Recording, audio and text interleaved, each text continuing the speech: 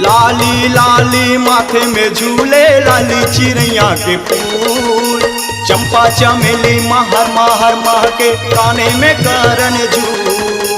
काने में करन झूल हो माया काने में करन झूल, चंपा चमेली महर महर महके काने में करन झूल। लाली लाली माथे में झूले लाली चिड़ैया के फूल, चंपा चमेली महर महर महके काने में करन झूल।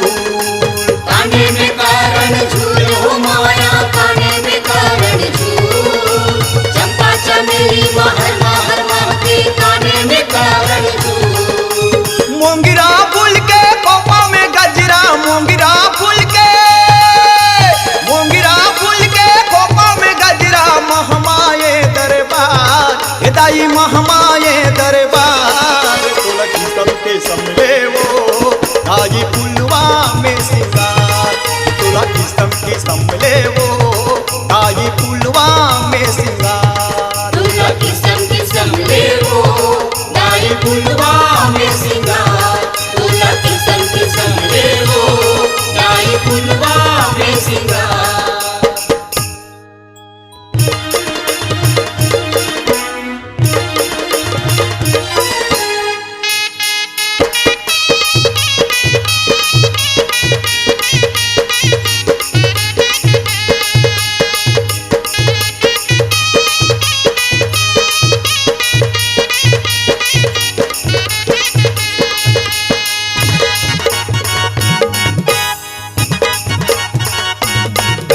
सेवती फूल के नाक में नथनी नयन काजर आजे, बाहा में पहुंची डूमर फूल के दोनों भुजा में साजे।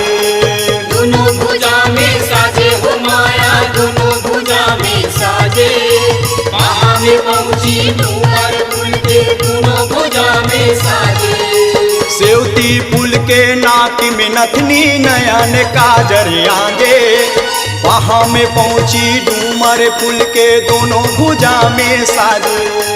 दोनों भुजा में साजे हो माया दोनों भुजा में साजे, बाहा में पहुंची डूमर फूल के दोनों भुजा में साजे।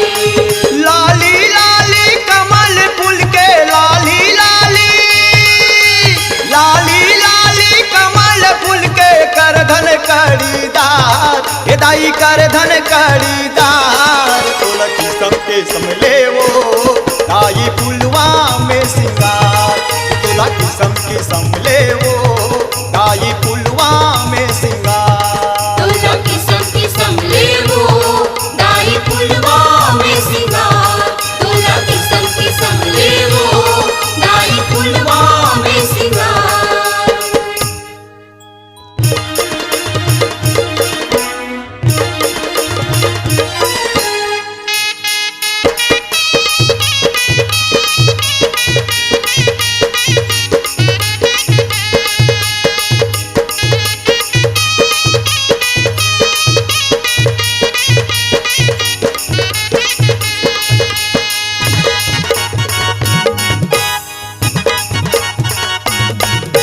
हरियर हरियर केवड़ा फूल के चूरी पैरे बाहा भर में, 10 अंगरी में 10 रंग मुदरी महू रच लाली फूल में।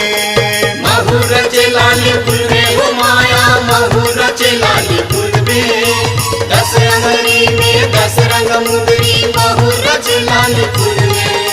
हरियर हरियर केवड़ा फूल के चूरी पैरे बाहा भर में, 10 अंगरी में 10 रंग मुदरी महू रच लाली फूल में।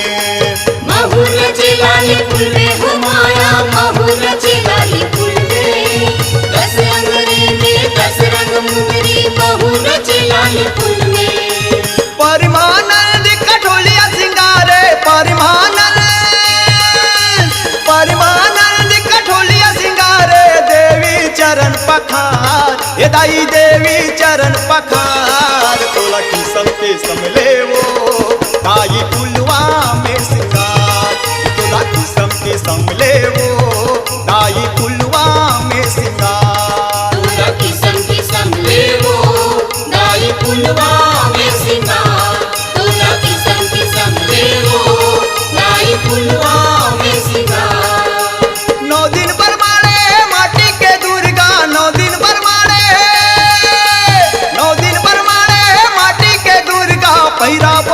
मत हार, हे दाई पहिराबो 10 मत हार। तोला किसम के समले वो दाई पुलवा में सिंगार, तोला किसम के समले वो दाई पुलवा में सिंगार।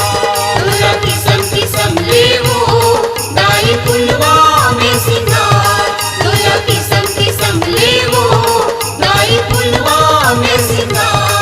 तोला किसम किसम ले वो दाई पुलवा में सिंगार।